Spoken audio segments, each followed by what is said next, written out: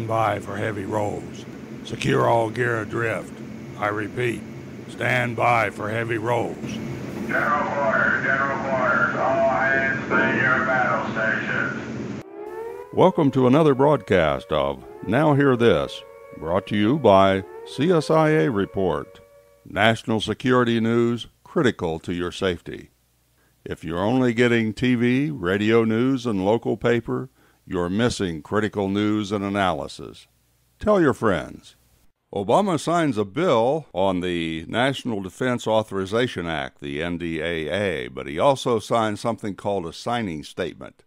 And therein, basically, he says, I have the power to detain Americans, but I won't.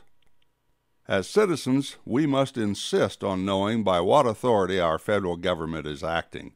Those actions which these and previous administrations have put together go beyond the authority of the enumerated powers and duties as provided by our U.S. Constitution for the three branches of the federal government and simply must be undone at the earliest opportunity. The very first sentence of the first article of the Constitution states, all legislative powers herein granted shall be vested in a Congress of the United States. Neither the President nor Supreme Court justices can make laws, except by usurpations tolerated by Congress. The legislative power, together with the power of the purse, makes Congress our most powerful of the three branches of our federal government. There are no non-enumerated powers, leaving nothing to inference. The Constitution even specifies that Congress may pass the laws necessary and proper for executing the specified powers. Congressmen have simply to study and apply the Constitution in order to restore sound government. That most fail to do so is not the fault of our founding fathers, but the people who elect the congressmen and send them to Washington. We can thus see that our vote and follow-up here really matter. Informed constituents should always evaluate how our U.S. representatives and senators vote in light of the constitutionally authorized power of Congress. We must use this knowledge not only to apply informed pressure on our congressmen, but to inform and activate our fellow citizens. Under our system of government, the federal government may not execute any non-enumerated power, no matter how desirable, unless the power in question is first granted to the federal government through the amendment process, this according to Article 5. To do so without a constitutional amendment is usurpation. States may exercise numerous powers not listed in the enumerated powers and duties of the U.S. Constitution, although the particulars may vary from one state to the next depending on the state constitution. Our House of Representatives, who hold the power of impeachment, and our Senate, who hold the power to try all impeachments, must step up and demand responsible action by all branches of government to take appropriate action. When a ruler or ruling group makes the law, interprets the law, and enforces the law, we have something called tyranny. In fact, the accumulation of all powers, legislative, executive, and judiciary, in the same hands, whether of one, a few, or many, and whether hereditary, self-appointed, or elected, may justly be pronounced the very definition of tyranny. This, according to Madison, in the Federalist Papers. The Constitution does not authorize the President to use signing statements to circumvent any enacted congressional laws, nor does it authorize him to declare that he will disobey such laws, or some part thereof.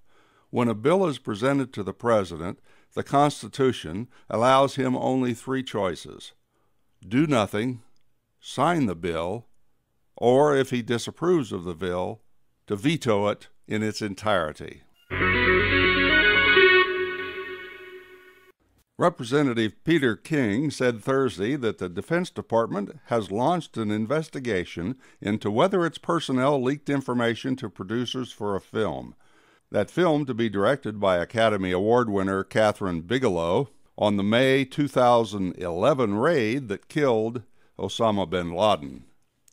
King, who chairs the Homeland Security Committee, previously called for a probe to look into any sort of cooperation between federal agencies and producers for the movie, which at the time had been scheduled for an October release, by the way, a month before the elections.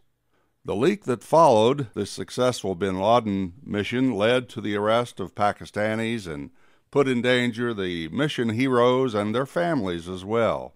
And it's said that privately individuals in the intelligence and special operations communities expressed support for his request for a probe. Like you, I look forward to an update on this investigations and actions taken thus far.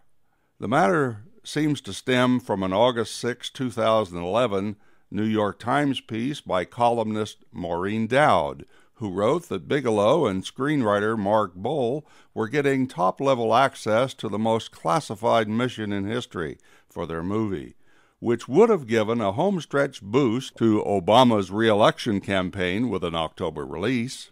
So here we have highly sensitive leaks to the New York Times to help a sitting president. But the same leaks endanger the lives of those who actually did the work and their families. Now, this doesn't sound like a fair use of government secrets to me.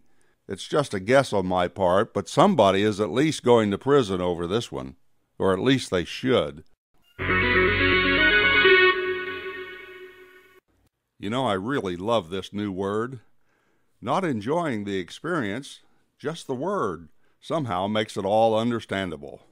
Now, the word is ineptocracy, a system of government where the least capable to lead are elected by the least capable of achieving, and where the members of a society least likely to succeed or even to sustain themselves are abundantly rewarded with goods and services paid for by the confiscated wealth of a diminishing number of producers. The word? Ineptocracy.